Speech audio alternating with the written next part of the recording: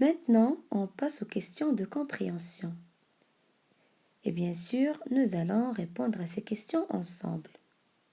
Prenons la première question. Dans quel pays se passe l'histoire? Alors ici, le lieu où se passe l'histoire, ou bien dans quel pays se passe l'histoire? Oui, très bien, l'histoire se passe en Australie, bravo. Deuxième question. Qui est grandement? De quel nom est l'abréviation? Alors, avant de répondre à cette question, on a déjà vu c'est quoi l'abréviation et on a déjà vu l'abréviation de quelques mots, n'est-ce pas? On a vu l'abréviation du mot verbe, c'est V, très bien. L'abréviation du nom masculin, oui, très bien, NM, bravo. On a vu l'abréviation du mot adjectif, c'est oui, oui, très bien, adj, bravo. Et on a vu aussi l'abréviation du mot NF. C'est le mot nom féminin. Très bien.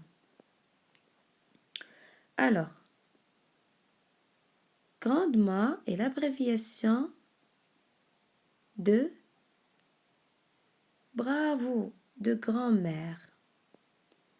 Alors, grand-mère ou bien grandement est la grand-mère du narrateur. Le narrateur ici, c'est le petit garçon qui s'appelle Steven. Le narrateur, c'est la personne qui nous raconte l'histoire. Alors, passons aux troisième question. Qui est Steven? Comment l'appelle-t-on encore et pourquoi? Alors, dans cette question, on a trois parties. On va répondre d'abord qui est Steven. Alors, Steven est le petit-fils de grande-maman. Comment l'appelle-t-on encore? On l'appelle aussi Cadbury. Pourquoi? Oui, très bien, parce qu'il a des taches de rousseur marron sur le visage. Bravo. Quatrième question. Comment imagine-t-il les grands-mères en général? Alors, ici, Steven imagine les grands-mères dans un fauteuil à bascule en train de tricoter ou bien de faire du crochet. Et ce n'est pas le cas pour sa grand-mère. Sa grand-mère travaille très bien. Son travail ou bien son métier, c'est un camionneur. Très bien. Alors, cinquième question. Est-ce que sa grand-mère ressemble à ses grands-mères? Pourquoi?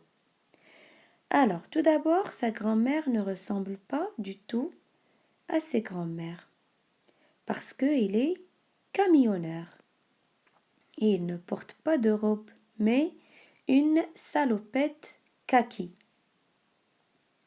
Sixième question, qu'est-ce qu'un évier? Alors, on a déjà vu, c'est quoi un évier? Où se trouve-t-il dans une maison? Alors, on a déjà dit que l'évier est une sorte de cuvette surmontée d'un robinet. Alors, c'est un accessoire où on lave la vaisselle ou bien la nourriture. Il se trouve dans la cuisine. Très bien. Merci, chers élèves, pour votre attention. Mais avant de clôturer notre séance, je vous propose de m'envoyer des audios ou bien des vidéos en lisant juste la première partie du texte. Alors, je précise, prenons seulement le premier paragraphe, d'accord? Alors, vous lisez le premier paragraphe et vous m'envoyez des audios, des vidéos, d'accord? Alors, À bientôt.